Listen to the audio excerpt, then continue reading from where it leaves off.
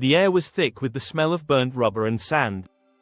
Dust storms swirled around Forward Operating Base Phoenix, a remote outpost nestled in the rugged hills of Afghanistan. Staff Sergeant Liam Carter squinted against the blistering sun, his sweat-soaked uniform clinging to his back. He was leading a convoy mission to deliver supplies to a neighboring village, a routine operation that rarely stayed routine in these parts.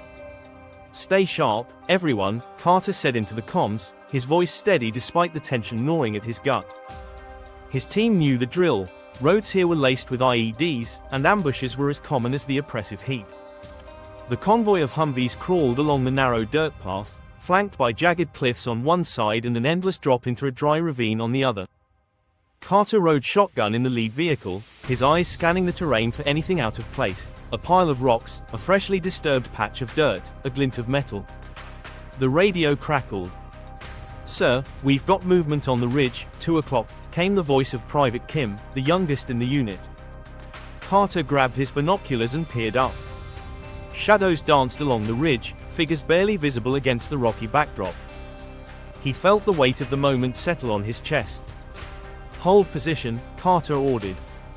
"Gunner, keep eyes on that ridge. Everyone else, dismount and secure the perimeter."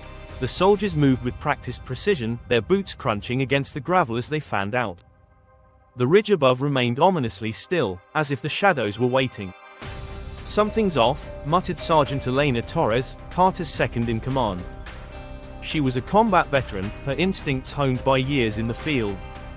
Carter nodded. "They're watching us, testing our reaction," and then it happened. The explosion ripped through the air, deafening and blinding.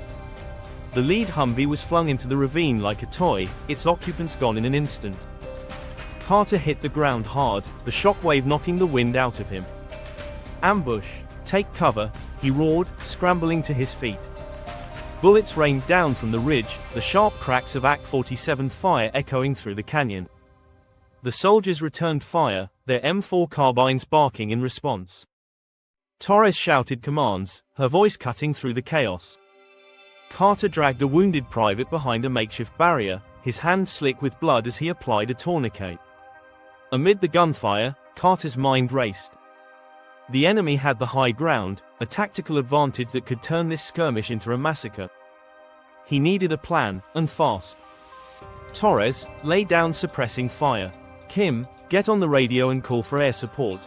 The team moved as one, their training kicking in despite the chaos. Carter grabbed a smoke grenade from his vest and hurled it toward the ridge. A plume of gray smoke billowed up, obscuring the enemy's line of sight. "Move, now," he yelled. The team used the cover to reposition, finding better angles to return fire.